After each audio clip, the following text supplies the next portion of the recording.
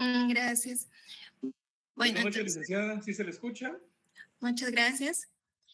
Entonces, vamos a ver acá el tema que tenemos para el día de hoy, que fue en el que nos quedamos el día martes.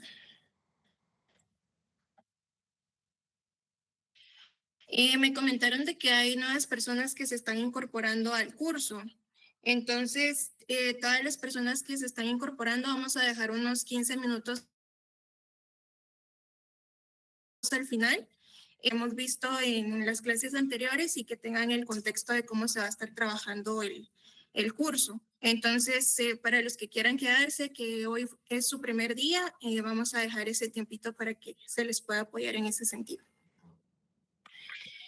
Bueno, entonces, en la clase anterior nos quedamos en el tema de el derecho mercantil como derecho de los actos en masa realizados por empresa. Esto es únicamente para ver la concepción que tiene lo que es el derecho de los actos en masa sobre el derecho mercantil. Entonces, para ello, las personas que tengan el libro, nos vamos a ubicar en la página número 38. Acá tenemos por separado que es a lo que se refiere por actos de masa, derecho de empresa y luego en su conjunto, ¿verdad? Porque es importante conocer estos conceptos en nuestro derecho mercantil. Entonces les voy a dar lectura de primero al concepto de lo que es los actos en masa. Y acá nos dice que el derecho mercantil es el derecho que rige una serie de relaciones de relevancia jurídica cuya característica especial es que se dan en masa, en grandes cantidades. Este concepto se debe al profesor alemán Philipp Heck.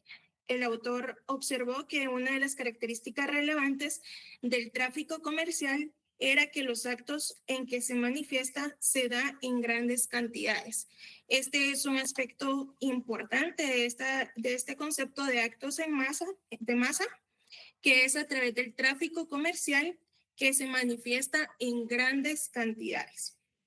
No son actos aislados como los del tráfico civil. Una persona vende un inmueble y probablemente muera sin volver a vender otro. En cambio, en el comercio, las negociaciones se dan con un volumen y una rapidez que exige un derecho con mecanismos especiales en su manifestación fáctica.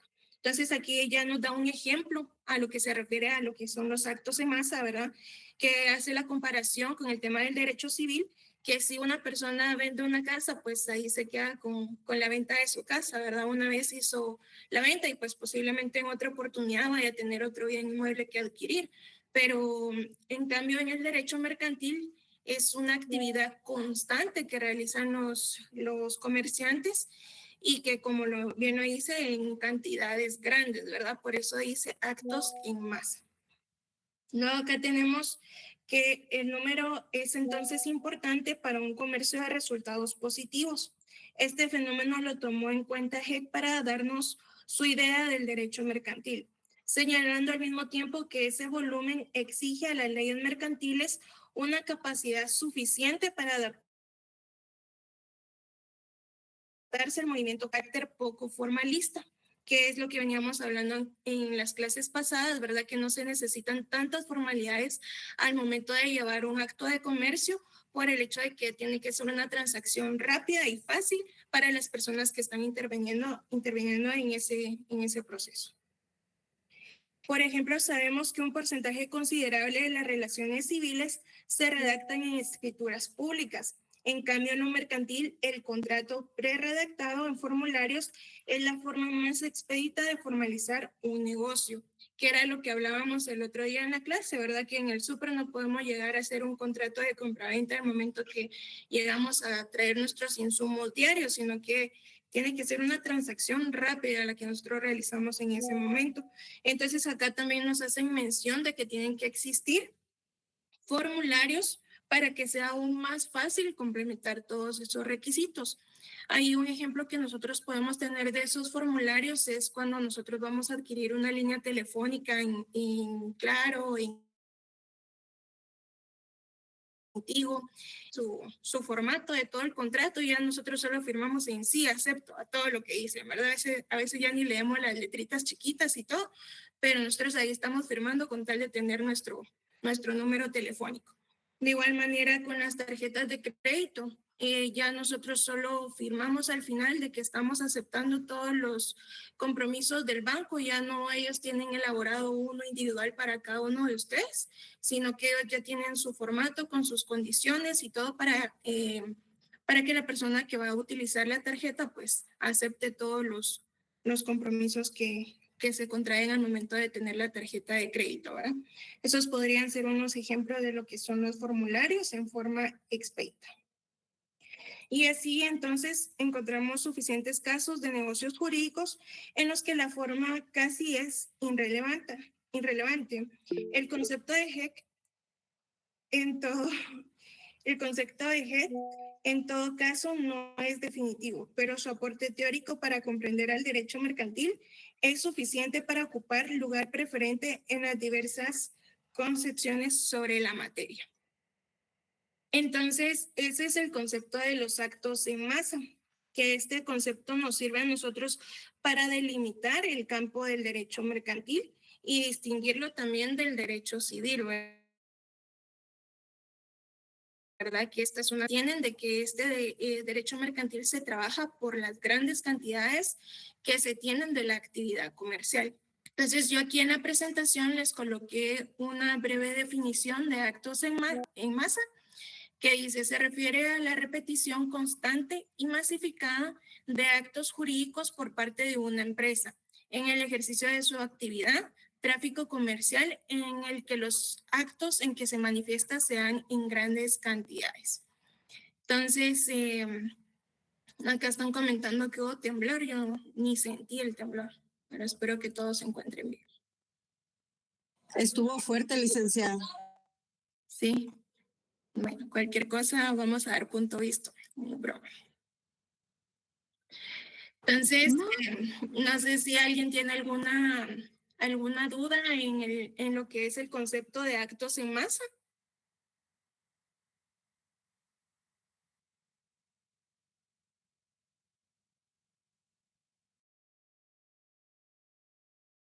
Muy bien, entonces Todo claro, vamos a pasar. Gracias, muy amable, Luis Fernando. Vamos a pasar entonces a lo que... En estos derechos en masa, no se estarán violando, como usted comentaba hace un momentito, cuando uno llega, por ejemplo, en telefonía, y ahí ya tienen hecho el contratito. ¿No se estará violando algún principio notarial ahí, como no está presente el notario?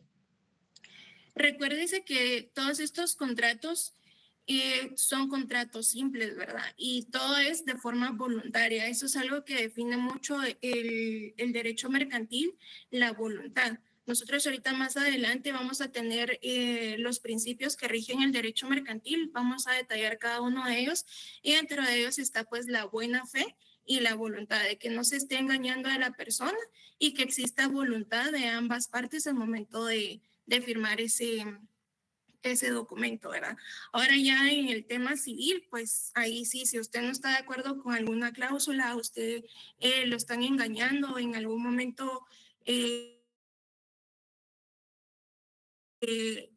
colocando alguna cláusula que le va a perjudicar a usted en algún momento, ahí sí se puede alegar que ese contrato no es válido porque usted nunca estuvo de acuerdo con ese compromiso adquirido, ¿verdad?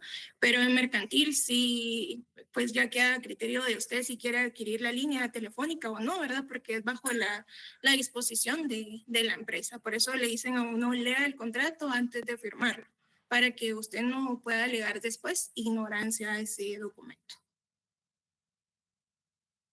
Entonces, en conclusión, no se está violentando ningún derecho porque usted voluntariamente acepta en ese momento adquirir el compromiso y las obligaciones que tiene ese documento.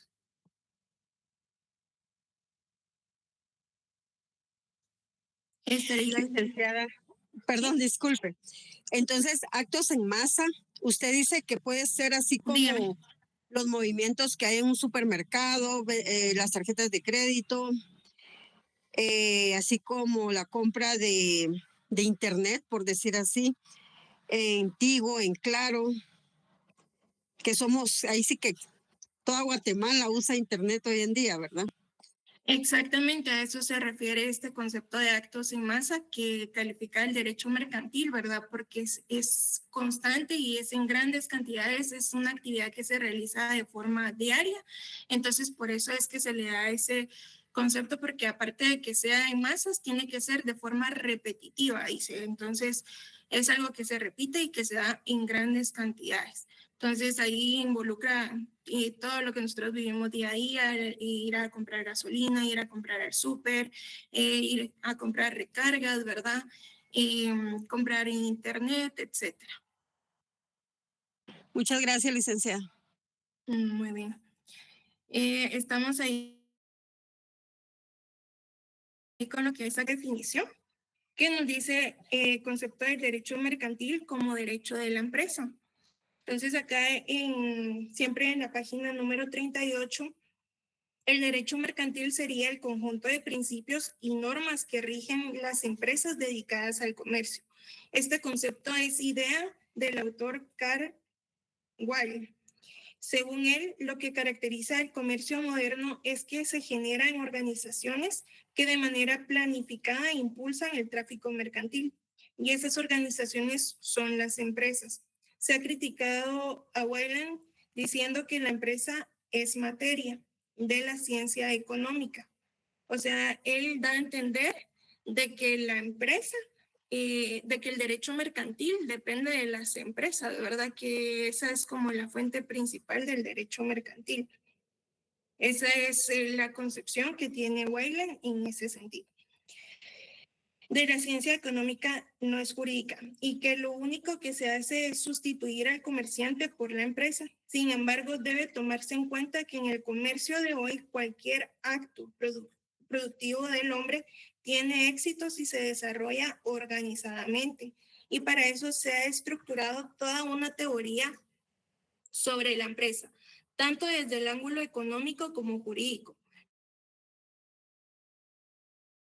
La empresa no es propia del comercio. Hay empresas administrativas, civiles, agrarias, según sea la actividad en que se organicen, pero al menos en el derecho guatemalteco es la ley mercantil la que mejor define lo que debe entenderse como tal y sin ningún equívoco, pero la define como un objeto del tráfico comercial y no como sujeto de esa función económica.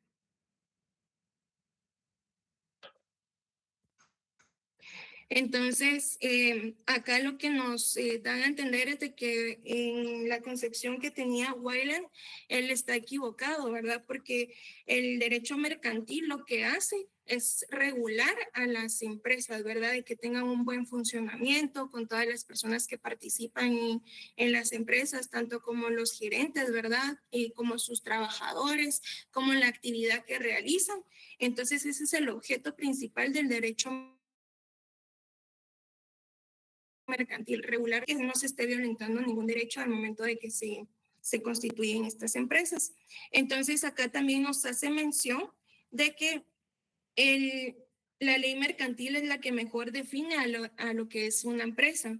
Y para ello nos dice que el objeto define pero la define como un objeto del tráfico comercial y no como un sujeto de esa función económica.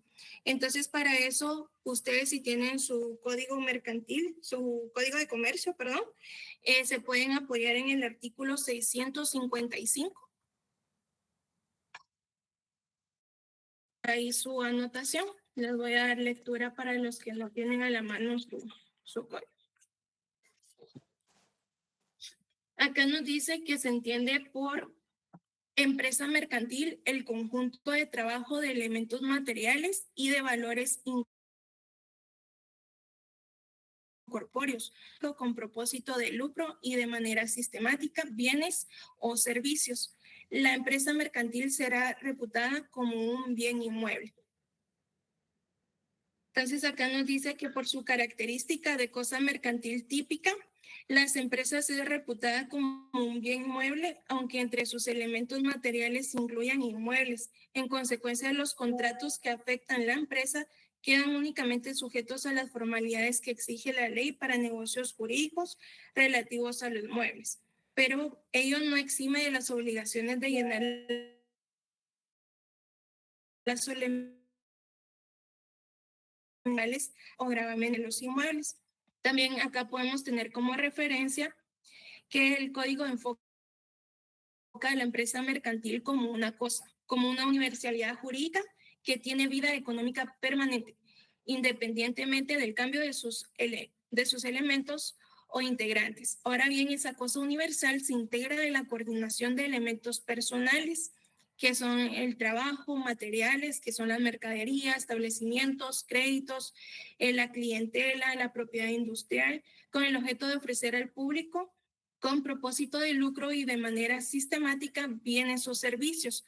Como cosa universal, la empresa puede negociarse y ser objeto de toda clase de contratos lícitos, incluyendo la enajenación por cualquier medio de gravamen, arrendamiento u usufructo. Esto quiere decir que el dueño de la empresa puede cambiar en cualquier momento, pero la empresa puede seguir existiendo, ¿verdad?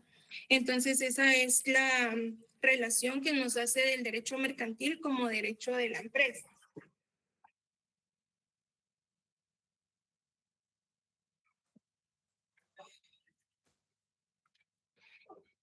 En conclusión, el derecho mercantil es el que regula el funcionamiento correcto de las empresas, ¿verdad?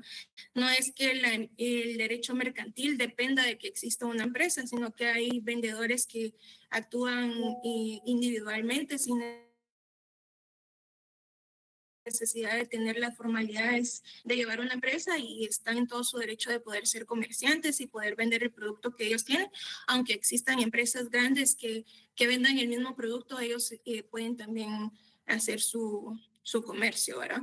Entonces eso es lo que nos explican acá, de que no es que exista solo el derecho mercantil para empresas, sino que existen también para los comerciantes individuales. ¿Alguien tiene alguna duda en ese aspecto del derecho de la empresa? Licenciada, yo solo tengo una duda. Usted dijo que en el artículo 655 hiciéramos una anotación, pero no escuché al lograr qué anotación dijo que hiciéramos. Ya. Lo que está en el 655, ustedes le pueden colocar ahí derecho de la empresa. Gracias, licenciada. Muy bien. Acá también yo les coloqué en resumen lo que hablamos, ¿verdad? Se entiende por empresa mercantil el conjunto de trabajo, de elementos materiales y de valores incorpóreos coordinados para ofrecer al público con propósito de lucro y de manera sistemática bienes o servicios. La empresa mercantil será reputada como bien mueble, porque ahí solo estamos hablando del derecho que tiene la empresa, ¿verdad? No de los comerciantes. Entonces, eso es lo que conforma a la empresa como tal, sus trabajadores, sus elementos materiales y sus valores incorpóreos coordinados. Dice que es como el material que ellos utilizan para trabajar, el equipo que ellos tienen, etc. Entonces, ya posteriormente en la página 39 tenemos la relación de estos dos aspectos de actos en masa y de derechos de empresa, que es unificar esos dos criterios que son necesarios para el concepto del derecho mercantil, dice, ¿verdad? Entonces acá tenemos el título que dice derecho mercantil como derecho de los actos en masa realizados por empresa. Y acá nos dice la idea de jurista Rodríguez. Su argumento radica en que no basta la observación de que las relaciones jurídicas que provocan el comercio se realicen en masa o que ellas se gesten dentro de una organización empresarial. Los dos fenómenos deben coordinarse para tener una visión completa de lo que el derecho mercantil tiene como materia. Por eso concluye que el derecho mercantil está destinado a regular un tráfico masivo que se desarrolla por medio de organizaciones empresariales. Acá también se puede agregar que el acto mercantil tiende a ser repetitivo y en masa. Entonces es lo que veníamos hablando del concepto de masa, ¿verdad? Que tiene que ser repetitivo y en grandes cantidades. Y acá nos dice también de que por medio de las empresas, que las empresas son los que trabajan más en cantidades grandes, ¿verdad? Que un comerciante individual que puede vender, puede tener a su venta 100 tomates diarios, en cambio las empresas pues ya distribuyen internacionalmente, ya exportan grandes cantidades de ese mismo producto. Entonces a eso se refiere el derecho de los actos en masa realizados por la empresa, ¿verdad? Por las grandes cantidades que como empresa ellos distribuyen diariamente a otros países o también acá internamente en Guatemala. Ahí estamos claros en lo que es la definición de los actos de masa realizados por empresa.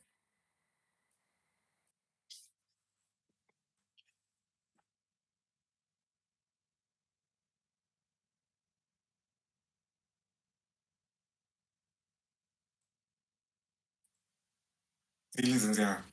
Sí, licenciada. Gracias. Entonces vamos a ir al siguiente tema, que son las características del derecho mercantil. Estas características las podemos encontrar para los que tengan el libro en la página 40. Entonces nos dice que las características de toda rama del derecho devienen de la materia que trata. En el caso del derecho mercantil es el comercio. Tiene la particularidad de darse en masa, cambia constantemente en los modos de operar, exige rapidez en las formas de negociar, se desenvuelve a nivel nacional e internacional. Estas particularidades inciden en las características que se le señalan al derecho mercantil, encontrándose entre las más específicas las siguientes. Entonces tenemos la primera característica, que es poco formalista. Esta nos dice que la circulación para que la mínima expresión, salvo en los casos en que su ausencia puede sacrificar la seguridad jurídica. Los negocios mercantiles se concretan en simples formalidades solo explicables para un conjunto de relaciones que por su cantidad no podrían darse fácilmente de otra manera. Porque por su cantidad, por ejemplo, la representación en lo civil exige un contrato de mandato. La representación en materia de títulos de crédito se da por un cambio, da por un sello endoso en procuración. Así también vemos como el simple acto de abordar un autobús, pagar el valor del pasaje y recibir el boleto configura un contrato de transporte entre el usuario y el propietario del medio de transporte, representando entre el usuario y el propietario del medio de transporte el contrato, representado a la vez por el piloto, quien ejerce una representación sin mandato expreso. Estos dos casos sirven para demostrar cómo el derecho mercantil tiende a ser poco formalista para adaptarse a las peculiaridades del tráfico comercial. Entonces acá yo les puse en resumen que los negocios mercantiles se concretan en simples formalidades con algunas excepciones, como lo son las sociedades mercantiles y el fideicomiso, que ya requieren más requisitos y otros formalismos para nacer a la vida jurídica. Entonces creo que esta característica está bastante entendible. No sé si alguien tiene alguna duda, si no pasamos a la siguiente. Por mí está bien, Leida, no hay problema. Bueno, entonces la siguiente característica es la que inspira rapidez y libertad en los medios para traficar. El poco formalismo comentado se relaciona al tráfico comercial. El comerciante debe de negociar en cantidad y en el menor tiempo posible. Al mismo tiempo vive imaginando fórmulas que le permitan resultados empresariales exitosos por medio de novedosas modalidades de contratar. Ello obliga a que el derecho funcione a la par de la realidad que se le presenta. Un juez, por ejemplo, no podría negarse a resolver un conflicto de intereses en el campo comercial, pretextando que es un negocio que no está regulado por el derecho vigente, ya que si en algún campo del contrato atípico se da con suma facilidad, es en el mundo del hacer comercial. Esta rapidez del tráfico también la observamos en el campo procesal, pues cualquier pretensión proveniente de las normas mercantiles, a menos que el Código de Comercio diga lo contrario o se haya negociado una cláusula compromisoria, se ventilará por un procedimiento civil más rápido, que es el juicio sumario.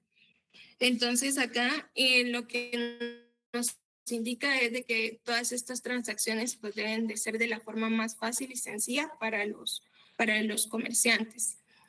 Y acá les coloqué, se relaciona con la agilidad del tráfico comercial. El comerciante debe de negociar en cantidad y en el menor tiempo posible. Entonces, también es una característica que está bastante comprensible, que es lo que hemos venido hablando de cómo funciona el derecho mercantil, ¿verdad? ¿Alguien tiene alguna? No pasamos a la siguiente. Bueno, como otra característica tenemos la adaptabilidad. Esta característica, bien señalada por el profesor Edmundo Vázquez Martínez, explica en nuestro criterio que el comercio es una función humana que cambia día a día por diversos movimientos políticos, científicos o culturales. Las formas de comerciar se devuelven progresivamente. De ello resulta que la legislación siempre va en saga de la práctica. Entonces, una característica de este derecho para tomarse en cuenta es que en su contexto general debe irse adaptando a las condiciones reales del mismo fenómeno comercial. Acá les coloqué yo en resumen que el comercio, al estar en constante cambio, el derecho mercantil debe irse adaptando a las condiciones actuales. Esto nos habla también de la forma en que ahora se hacen las transacciones en línea, que ya podemos acceder a nuestra banca virtual y de ahí podemos hacer depósitos, podemos hacer todos los movimientos que nosotros queramos, pagos, etcétera. Entonces, el derecho mercantil pues tiene que ir de la mano con todas estas innovaciones que se van teniendo para que pues todo esté regulado en su momento, ¿verdad? Entonces, esa es una de las características que es la adaptabilidad. ¿Alguna duda con esta característica?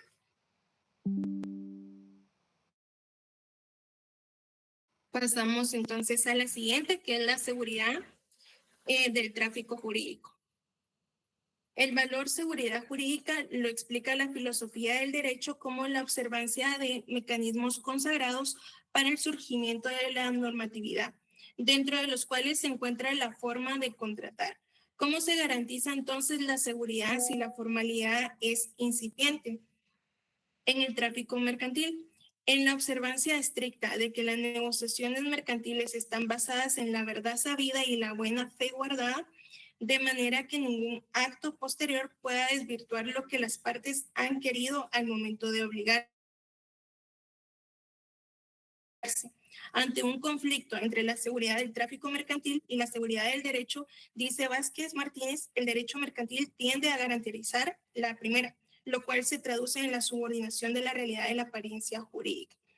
Entonces, acá nos dice, en resumen, que basada en la observancia estricta de que la negociación mercantil está basada en la verdad sabida y la buena fe guardada, de manera que ningún acto posterior puede desvirtuar lo que las partes han querido al momento de obligarse.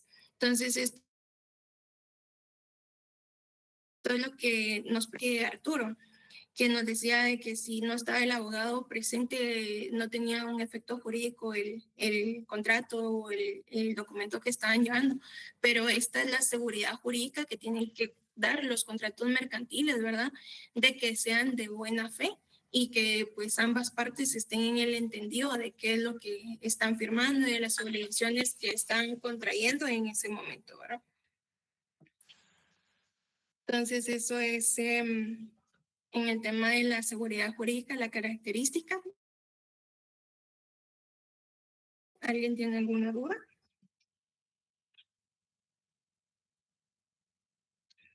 Y luego la última que tenemos es que es internacional. La producción de bienes y servicios no es exclusivamente para el comercio local de una sociedad organizada políticamente. Se produce para el mercado interno y para el mercado internacional. Ello obliga a que las instituciones jurídicas tiendan a ser uniformes porque así Se permite la facilidad del intercambio a nivel internacional. El mundo moderno ha visto logros importantes en este aspecto y un ejemplo de ello es la uniformidad de crédito. Todos los países en menor o mayor escala tienden a abarrotar el mercado extranjero con sus mercancías, y de ahí que organismos internacionales como Naciones Unidas fomentan el estudio y sistematización del derecho mercantil internacional. Esta característica es más sensible ahora que ha surgido el fenómeno de la globalización de las economías. Entonces, pues esta característica es únicamente que los productos no solo se venden en el país, sino que, como hablábamos, también se venden en Estados, y pues esa es la forma internacional que tiene el derecho mercantil de operar con otros países, y la necesidad de que estén regulados a través de las convenciones y tratados internacionales, ¿verdad? Para que todos puedan tener el mismo derecho y el mismo acceso a la información de cómo realizar sus transacciones comerciales. Entonces, yo acá les coloqué, sí, Juan Carlos.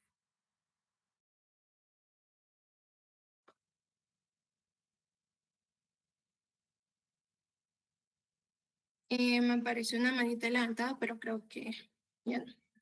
Bueno, yo aquí a la par de las características, si logran observar, les coloqué una palabrita entre paréntesis que dice prasi. Entonces, ustedes en su estudio pueden tomar como las primeras letras de las características para formar una palabra que se les facilite a ustedes para que les pueda quedar la definición o de cuántas características son y que les sea más fácil para su estudio. Entonces, pues a mí la palabra que me funcionó fue esta de prasi, que es poco formalista, rapidez y libertad en los medios para traficar, adaptabilidad, seguridad jurídica, y que es internacional. ¿Alguien tiene alguna duda con las características del derecho mercantil? Todo claro, Leida, gracias. Todo claro, licenciada. Gracias. Gracias. Pasamos al siguiente tema, que son los principios. Entonces, acá en los principios tenemos nuevamente lo que es la buena fe. Entonces, acá les coloqué que es la obligación de comprometerse honestamente y sin engaños. Si ustedes tienen ahí su código de comercio a la mano, pueden ir ustedes al artículo 669. Acá tenemos establecido lo que es la buena fe.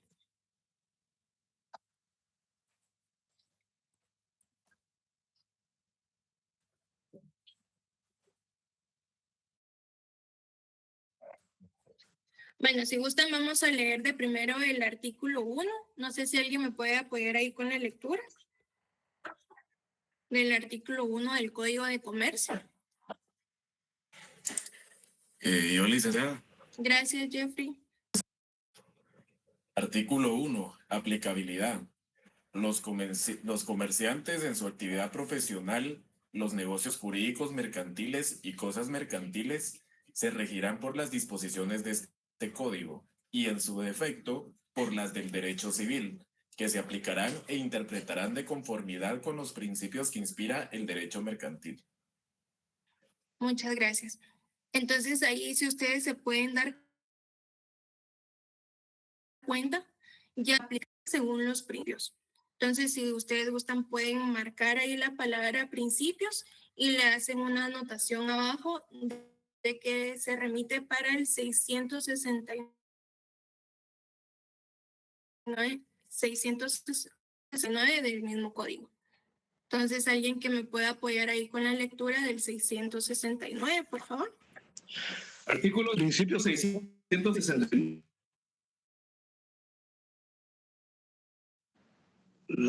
Se interpretarán, ejecutarán y cumplirán de conformidad con los principios de verdad sabida y buena guardada Las rectaciones sin limitación a sus efectos. Muchas gracias, Jorge Arturo. Entonces, como ustedes se pueden dar cuenta, ahí solo tenemos dos principios, que es la buena fe y la verdad sabida. Entonces, son dos principios que tenemos acá en la pantalla. Ustedes ahí ya en su cuaderno pueden hacer la anotación de que los dos están regulados en el artículo 669 del Código de Comercio. Pero entonces ustedes dicen, ¿y los demás principios en dónde están? Acá estos principios, como bien lo dice el título del artículo, son principios filosóficos. Entonces los demás principios ya son principios doctrinales, que ya según el estudio y según, que ya según el estudio, pues son principios importantes que se tienen que tener en el mercantil y por eso los doctrinarios. Sin embargo, uno de estos principios también tienen su fundamento legal, ahorita los vamos a ver, pero el de buena fe y de verdad sabida lo tenemos acá en el artículo 669. Entonces, ustedes pueden hacer su anotación abajo de los principios filosóficos, que también hay principios doctrinarios.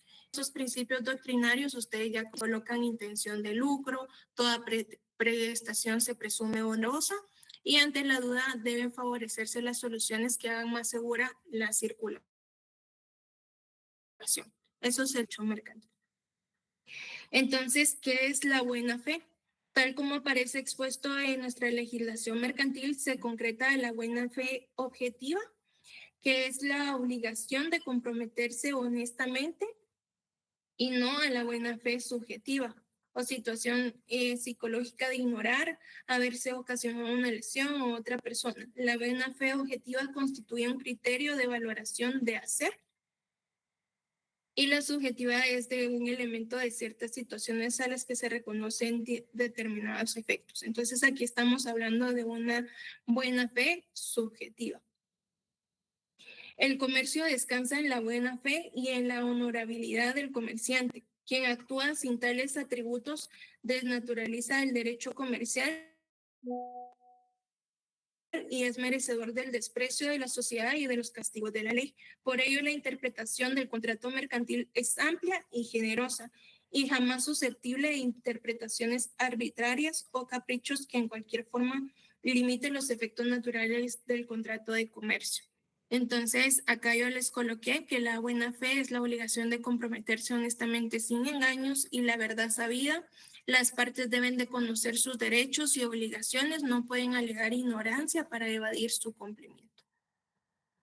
Ahora, en el tema de lo que es la intención de lucro y que toda prestación se presume onerosa, tenemos de que toda prestación se presume onerosa, refiriendo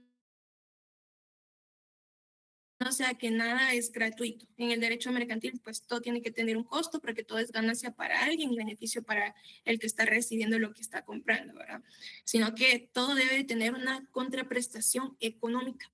Y la intención de lucro, ya que la producción de bienes y servicios son para mercado internacional e interno y que siempre se busca, pues, tener ahí el beneficio económico al momento de realizar la transacción comercial.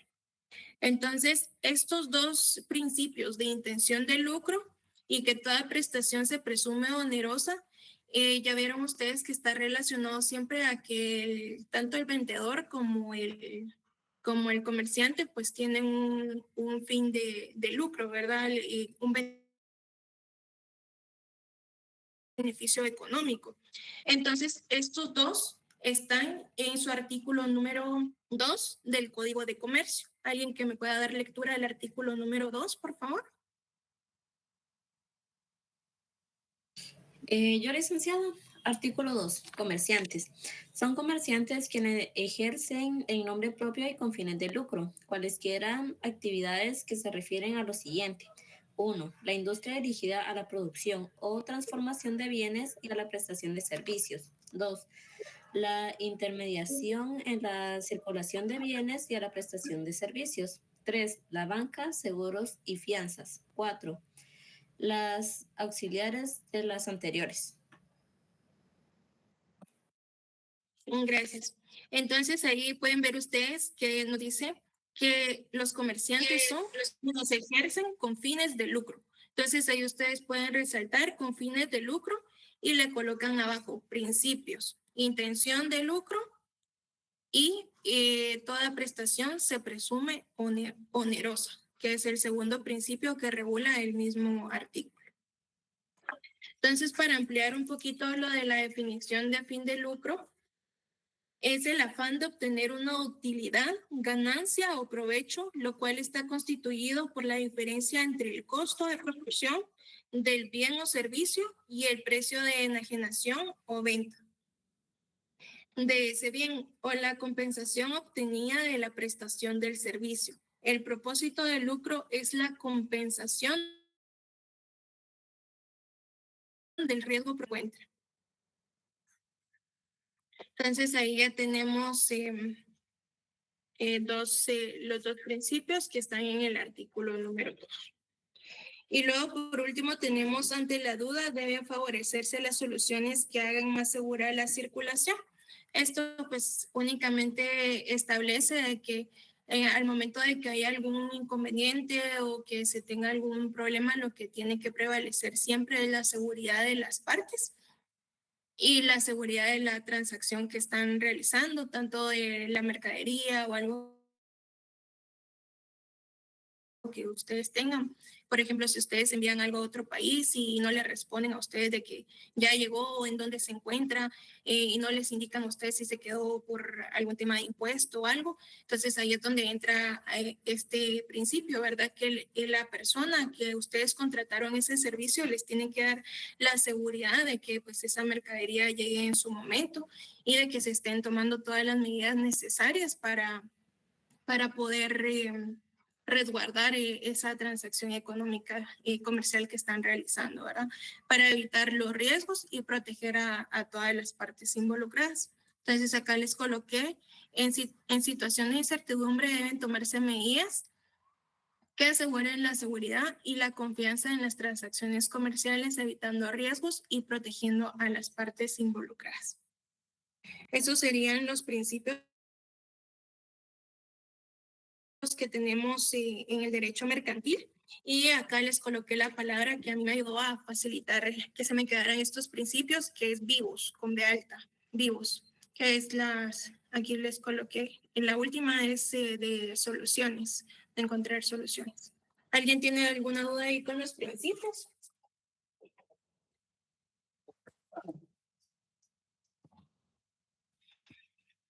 ¿Estamos claros con los principios del derecho mercantil?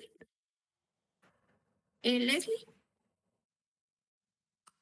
Buenas noches, licenciada. Buenas noches. Solo el último principio no tiene fundamento legal, ¿verdad? No tiene fundamento legal porque esos son principios doctrinarios. Ok, gracias. Entonces, pues no logré encontrarles algún artículo en el que nos pudiéramos apoyar en ese aspecto. ¿Alguien más?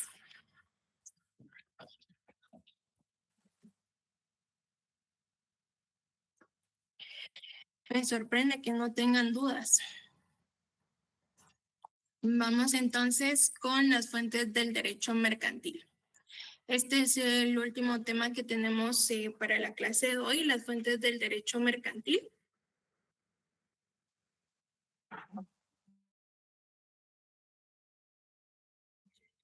No sé si alguien me puede ayudar con la lectura de las fuentes del derecho mercantil. Está en la página 43.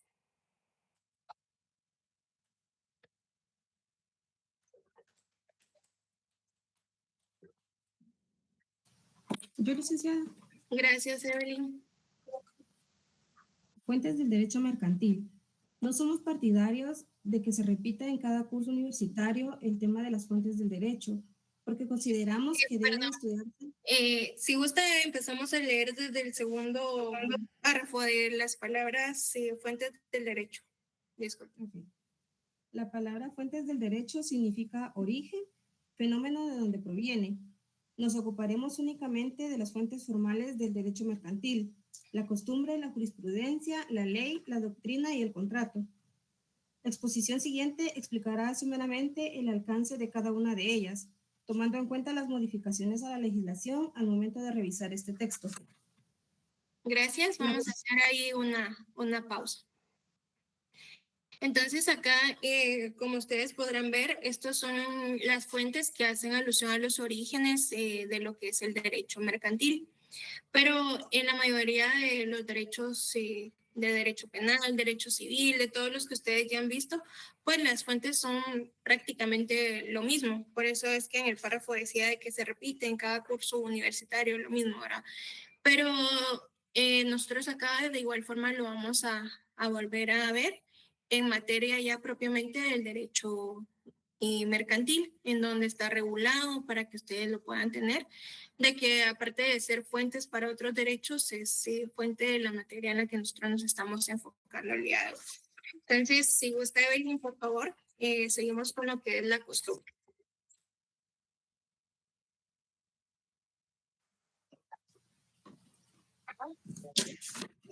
La costumbre.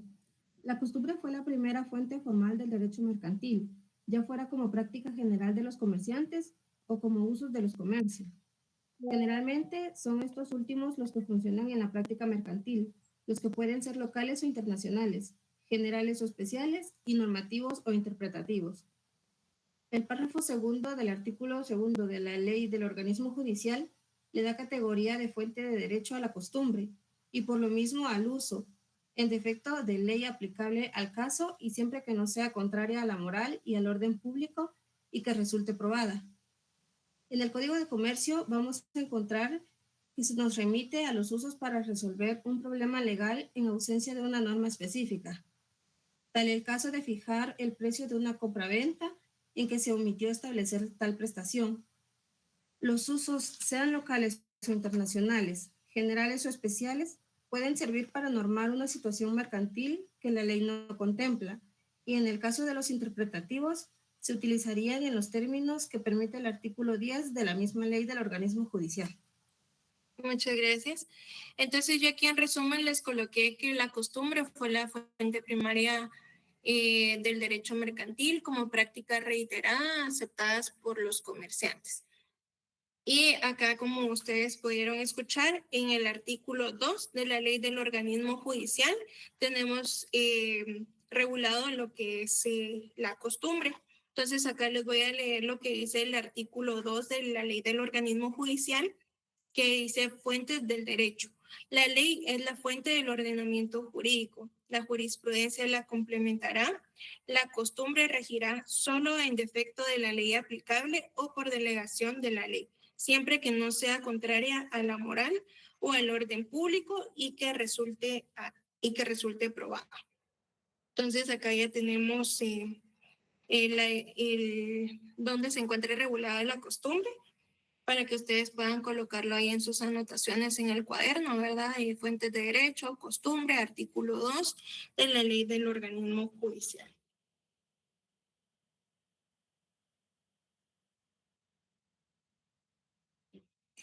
¿Alguien tiene alguna duda con el tema de la costumbre? Si no, pasamos a la siguiente. No sé si alguien más quiere apoyar con la lectura o continuamos con Evelyn en la jurisprudencia.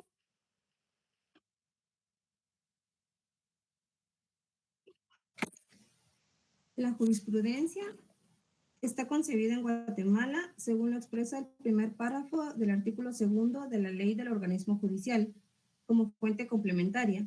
En ese orden lo es el derecho mercantil, no obstante lo limitado de su efecto vinculante. De acuerdo con lo establecido en el Código Procesal Civil y Mercantil, cuando se producen 5 fallos reiterados en juicios sometidos al conocimiento de la Corte Suprema de Justicia, por medio del recurso de casación, se genera la doctrina legal que puede citarse como fundamento de pretensiones similares.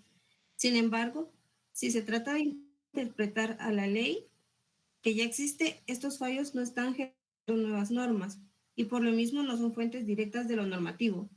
Cosa distinta sucede cuando hay ausencia de norma para el caso concreto y se falla en observancia de los artículos 10 y 15 de la ley del organismo judicial, porque en tal caso sí se está produciendo una norma, con la particularidad de ser individualizada para el caso concreto, con la posibilidad de traerla a cuenta para solucionar un caso similar. Esto demuestra que en nuestro ordenamiento hay muy poca estimación por la jurisprudencia como fuente de derecho y en consecuencia también del derecho mercantil. Gracias.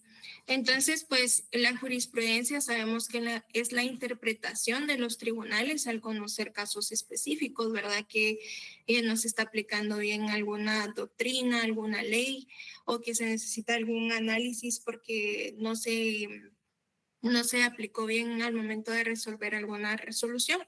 Entonces acá tenemos siempre el artículo 2 de la ley del organismo judicial, que habla en relación a lo que es la jurisprudencia. Pero también tenemos acá en mención que aparece en el Código Procesal Civil y Mercantil. Entonces ahí ustedes pueden colocar en sus anotaciones que se encuentra regulado en el artículo 627 del Código Procesal Civil y Mercantil.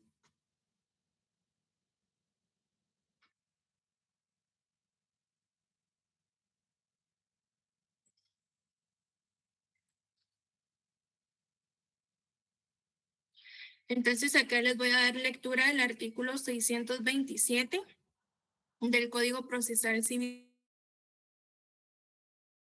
y Mercantil, que dice cita de leyes y doctrinas legales. En el escrito en el que se interponga el recurso deben citarse los artículos violados y exponerse las razones por las cuales se estiman infringidos.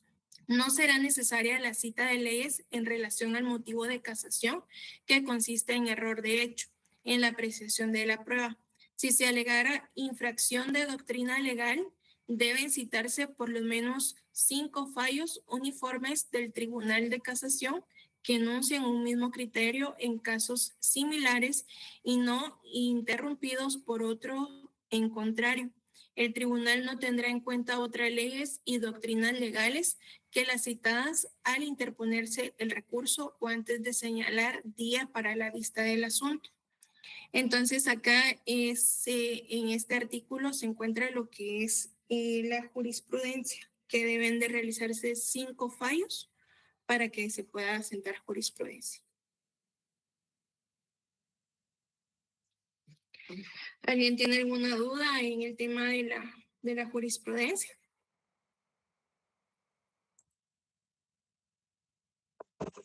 Linda, disculpe, dijo artículo 627. 627 del Código Procesal Civil y Mercantil. Gracias. ¿Alguien más que tenga alguna duda en relación al tema de la jurisprudencia?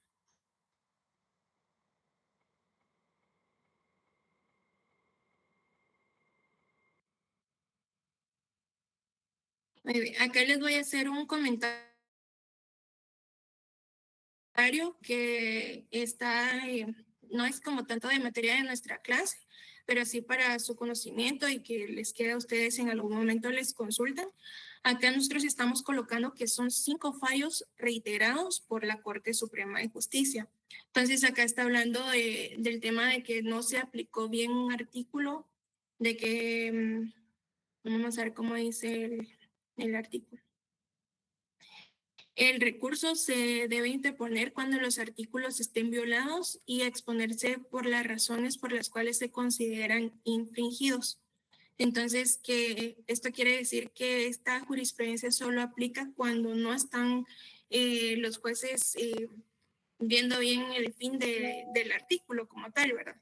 Pero también en la ley de ¿cómo se llama?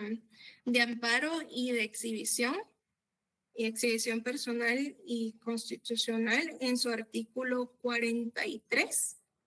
Si ustedes lo pueden ver por ahí, también nos habla en relación a la jurisprudencia y acá nos dice que son 3 fallos los que tiene que tener la Corte. Entonces ahí tiende un poquito a confundir en algún momento de cuántos fallos son para que se pueda sentar jurisprudencia. Pero acá, en esta jurisprudencia, que son 5 fallos, que es la que ocupa el derecho mercantil, es cuando no se está aplicando bien un artículo. Y la de la ley de amparo es cuando existe una laguna legal, es decir, que no hay algún artículo aplicable para ese hecho que están manifestando y que ya se repitió ese hecho varias veces. Entonces, se necesitan 3 fallos de la Corte para poder sentar alguna interpretación a esa laguna legal que existe. Entonces, laguna legal, no hay ley que sea aplicable a ese hecho, entonces eso se fundamenta en la ley de amparo y exhibición. Y ahora en el tema de cuando no se está aplicando bien un artículo o alguna ley, es 5 fallos de la Corte Suprema de Justicia. ¿Estamos claros? Licenciada. Disculpe, fíjese que en otro curso relacionado a este tema, nos indicaron que los 5 fallos tienen que ser en la Corte Suprema de Justicia y cuando se habla de 3 fallos es en la Corte de Constitucionalidad.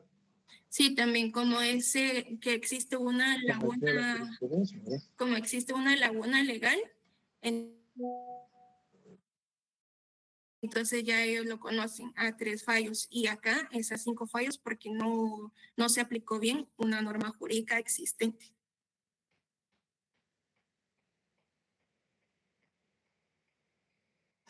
Catherine, ¿tenía alguna duda? Catherine Morales.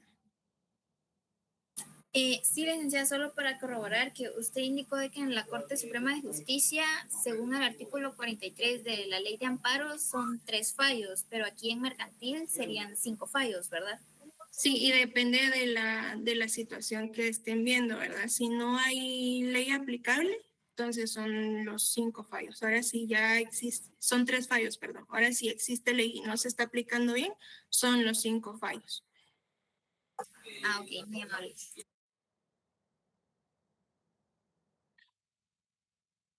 Luis Fernando Cordón. Sí, entonces lo que entiendo es que en el proceso de civil y mercantil, esos 5 fallos van en relación a en algún momento cuando llegan a casación y derivado del análisis que haga en ese caso la sala determine que la postura en este caso de la parte actora podría ser o de la parte demandada o quien corresponda de las partes tenga la razón. Entonces, esos 5 fallos van a sentar doctrina legal y se van a poder utilizar de referencia para los mismos tribunales o otras instancias administrativas. Sin embargo, en caso existiera alguna violación a una garantía constitucional o en su defecto podría ocurrir que existiera una acción de inconstitucionalidad en caso concreto o en algún momento en otro tipo donde se vulnere alguna garantía en específico que establece la Constitución, una de estas salas podría constituirse en tribunal, en ese caso, de amparo, y al momento de constituirse en tribunal de amparo, ahí podría ocurrir que 3 fallos en esa vía podrían ser doctrina legal, es decir, es en misma materia civil, pero ya no es una resolución o una sentencia totalmente civil o mercantil, sino en algún momento escala a un tema de lo que sería amparo o alguna acción de inconstitucionalidad y vamos directamente a una sala constituida desde la perspectiva de la Corte de Constitucionalidad. ¿Así sería o tal vez estoy equivocado? No, sí, está en lo correcto, que era lo mismo que nos comentaba Jorge Arturo, que nos decía de que cuando eran los 3 fallos, conoce la Corte de Constitucionalidad, ¿verdad? Que como ya existe una laguna legal, entonces lo que se busca es sentar esa jurisprudencia para crear en algún momento abarcar esa laguna legal o que se pueda formar en su momento alguna ley o algo para que complementar eso que hace falta, ¿verdad? Ahora en este tema de los 5 fallos es únicamente porque no se está aplicando bien las leyes y que lo conoce la Corte Suprema de Justicia.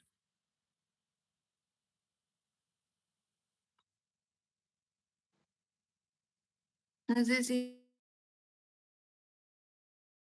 ahí quedó Quedó claro. Entonces, en uno tenemos de que hay una laguna legal y que lo conoce la instancia superior, ¿verdad? Por ser lo mismo de que es una laguna legal.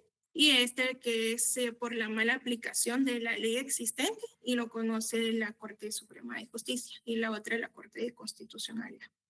Esas serían las diferencias de estas dos formas de sentar la jurisprudencia. Una consulta. Al referirnos al concepto de laguna legal, ¿podríamos hacerle similitud con el derecho en blanco o es distinto? Derecho en blanco. No había escuchado esa concepción, solo laguna legal. Pero solo... Licenciado, esa laguna legal no se pudiera entender como la completitud normativa. Sí, de que no existe alguna ley que esté regulando en ese momento esa violación a algún derecho que se considera violentado, ¿verdad? Que no tenga alguna forma de establecida en la ley y que se considere que sí está perjudicando en algún momento a esa persona, ¿verdad?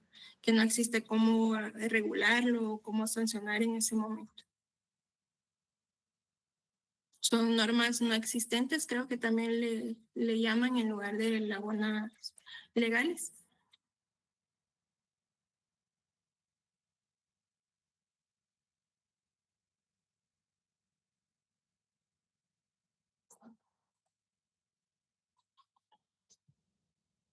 Muy bien, entonces por acá tenemos otra fuente del derecho mercantil, que es la ley.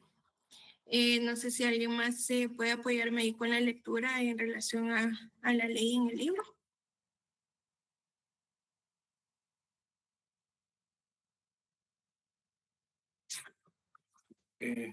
Yo, licenciada, la ley. Gracias.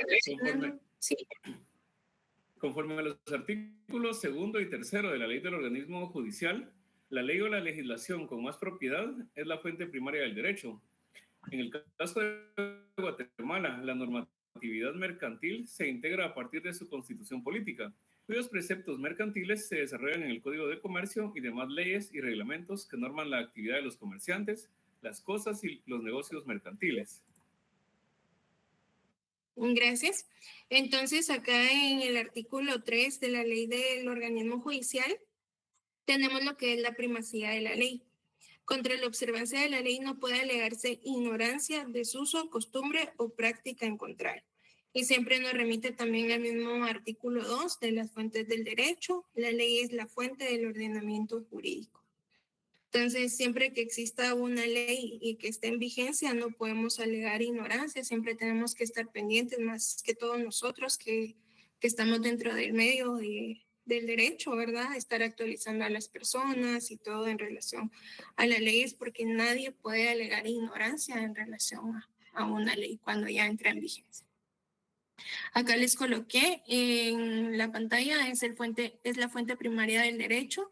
En el caso de Guatemala, la normatividad mercantil se integra a partir de su constitución política, cuyos preceptos mercantiles se desarrollan en el Código de Comercio y demás leyes y reglamentos que norman la actividad de los comerciantes, las cosas y los negocios mercantiles. Entonces, como dice acá, que está en nuestra constitución política, vamos a ubicar también lo que es el comercio en la Constitución, que se encuentra en el artículo 43. No sé si alguien tiene ahí a la mano su Constitución que nos pueda dar lectura al artículo 43. Yo, licenciado. Gracias, Sharon. Artículo 43. Libertad de industria, comercio y trabajo. Se reconoce la libertad de industria, de comercio y de trabajo, salvo las limitaciones que por motivos sociales o de interés nacional impongan las leyes. Gracias. Entonces, si ustedes pueden ver, es un artículo cortito, ¿verdad? Pero en que ya lleva inmerso lo que es el comercio. Entonces, eso es lo que nosotros estamos viendo, que es la materia del derecho mercantil. Aquí fue donde se dio origen al derecho mercantil a través del comercio, ¿verdad? De la necesidad de buscar las normas que regulen todas esas transacciones comerciales que se realizan diariamente. Entonces, el artículo 43 es el que da la apertura para que se elabore lo que es el Código de Comercio.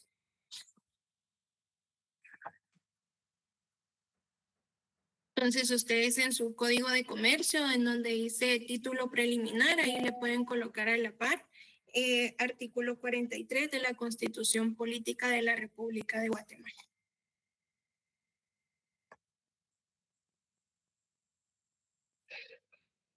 Luego vamos a pasar a la última fuente del derecho mercantil, que sería la doctrina.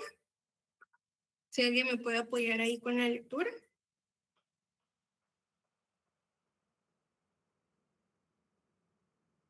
Si gusta, yo doctrina.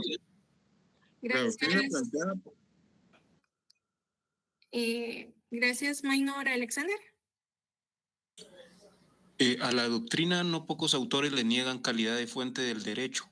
Sin embargo, en el derecho mercantil sucede algo especial. Por el lento proceso legislativo, es indudable que la doctrina planteada por los científicos del derecho va adelante del derecho vigente.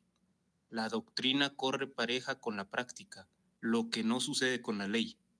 Entonces, para que este derecho sea viable fácticamente, los principios que ya estudiamos y que son doctrinarios vienen a ser fuente coadyuvante en la interpretación del contexto legal. Por disposición del artículo 1 del Código de Comercio, pero no debe considerársele una fuente aislada y que produzca efectos ella sola. Creemos que la doctrina puede funcionar como los usos, coadyuvar al esclarecimiento del derecho vigente, con la diferencia de que, por su solidez científica, juega un papel preponderante en el conocimiento de los problemas que tienen que resolverse dentro del contexto del derecho mercantil.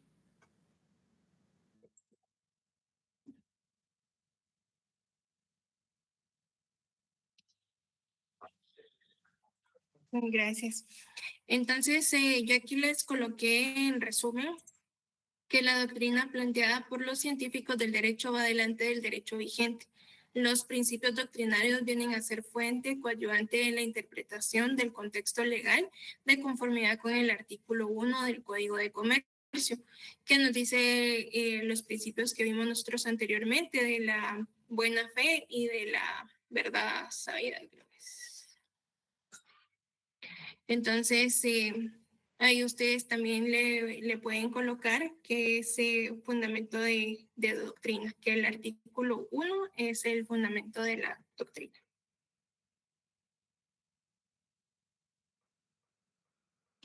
Y acá en la presentación estoy viendo que me hizo falta la fuente del derecho del contrato. Entonces, si alguien nos puede dar lectura de lo que es el contrato, por favor, como fuente del derecho mercantil. Licenciada, disculpe, se entrecortó. ¿Cuál fue el artículo que dijo de la doctrina? El artículo 1 del Código de Comercio, que es el que lleva inmerso lo que es la doctrina, ¿verdad? Que es cómo se conforma el derecho mercantil a través de sus principios.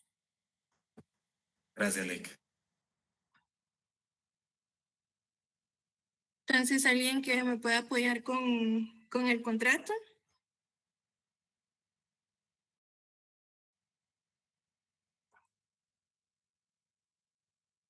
Vamos a ver, tenemos 68 personas conectadas y los mismos son los que participan. Vamos a ver a alguien. Licenciada. Gracias, Catherine. El contrato. El contrato ha sido considerado como fuente del derecho, sobre todo en el campo del derecho privado, olvidando un poco la teoría kelseniana, en donde la única fuente del derecho es la ley. Podemos considerar que el contrato es fuente del derecho mercantil en la medida en que recoge convenciones de los particulares provenientes de la esfera de la autonomía de la voluntad.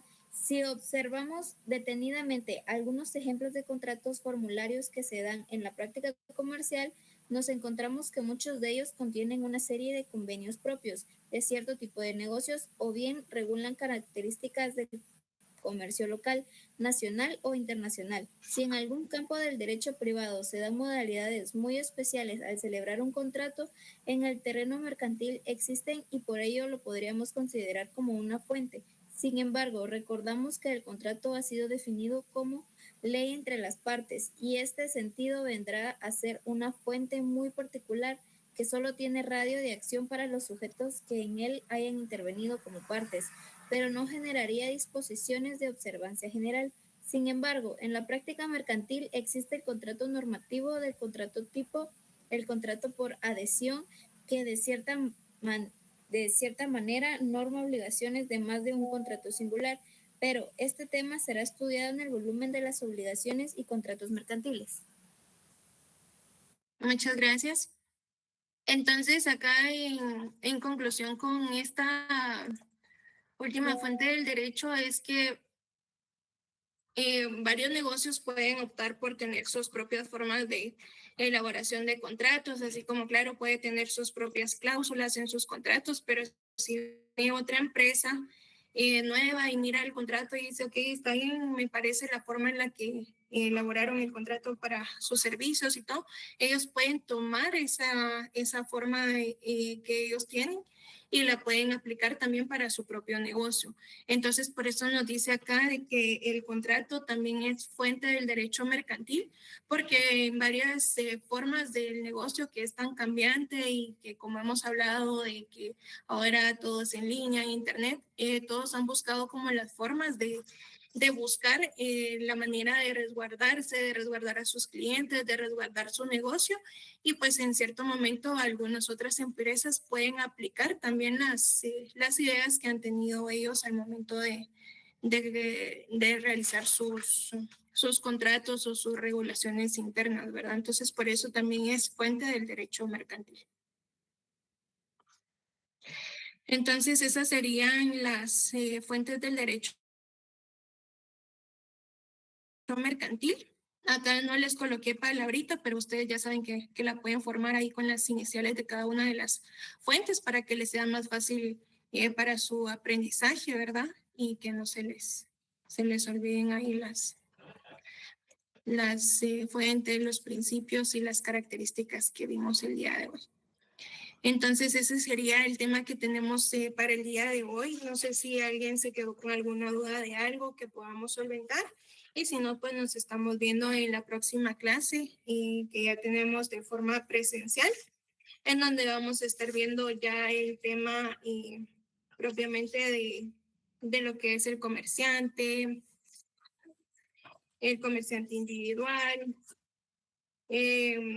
todos los tipos de comerciantes que existen, ¿verdad? Por si ustedes quieren adelantar con la lectura, también lo pueden hacer en su libro. Y pues las personas que se están incorporando al curso, como les indicaba, se pueden quedar aquí conectados para que podamos abarcar un poquito y hacerles de conocimiento en la forma en la que se va a trabajar en el curso. Entonces, para todos los demás, si no tienen alguna duda, les deseo una buena noche, un buen fin de semana y nos estamos viendo el día martes.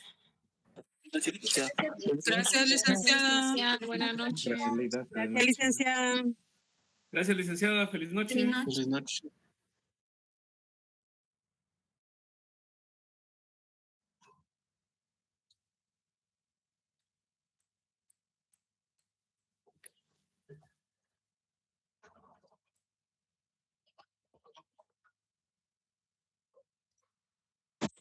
Buenas noches, licenciada.